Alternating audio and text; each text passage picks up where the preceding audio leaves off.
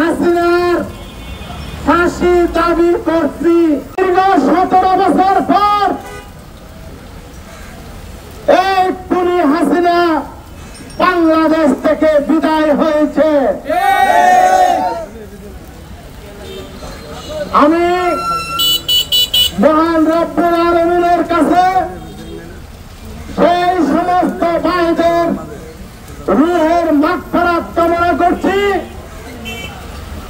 যারা বৈষম্য বিরোধী ছাত্র আন্দোলনে শত শত আমার প্রাণের চেয়ে প্রিয় এই বাংলার দামাল ছেলেরা ছাত্র ভাইয়েরা প্রাণ দিয়েছে, শহীদ হয়েছে, তাদের রূহের আত্মার মাগফিরাত কামনা করি।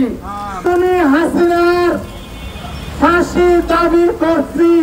বাংলাদেশের শেষ সীমা টেকনাফ থেকে তেঁতুলিয়া পর্যন্ত যত মানুষকে খুন করা হয়েছে, এই শেখ হাসিনাকে ফাঁসিতে ঝুলিয়ে এই ছাত্র জনতার আন্দোলনে এবং যত মানুষকে হত্যা করা হয়েছে তাদের রূহ ঠান্ডা করার জন্য 18 কোটি মানুষকে যে অন্যায় অত্যাচার জুলুম নির্যাতন করা হয়েছে তার বিচারের দাবি জানাচ্ছি।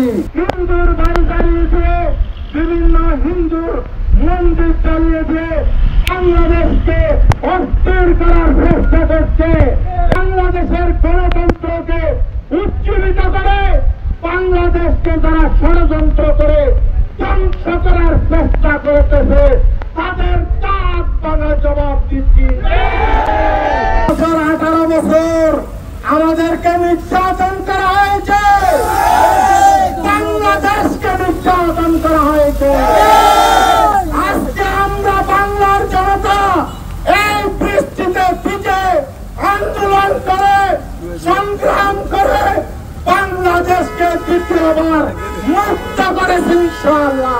ছাত্র জনতার আন্দোলনের ফসল দীর্ঘ 53 বছর পরে বাংলাদেশ আবার নতুন করে স্বাধীনতা লাভ করেছে। সেই স্বাধীনতার সুফল আপনারা কি ভোগ করতে চান? যদি চাই, আপনারা যদি চান, আওয়ামী লীগের চরিত্রের মতো চরিত্র হলে হবে না। আওয়ামী লীগের চরিত্র আর বিএনপির চরিত্র কোনদিন এক হতে পারে না। এই আমাদের পাশে পূর্ব পাশে আমাদের একটা গ্রেপ্তার অবস্থিত। আপনারা দেখেছেন পুলিশ বাহিনীর আচরণ এই আওয়ামী লীগ সরকারের আমলে। আমাকে যখন ধরে আনা হলো 2018 সালে, আমাকে যে গালিগালাজ,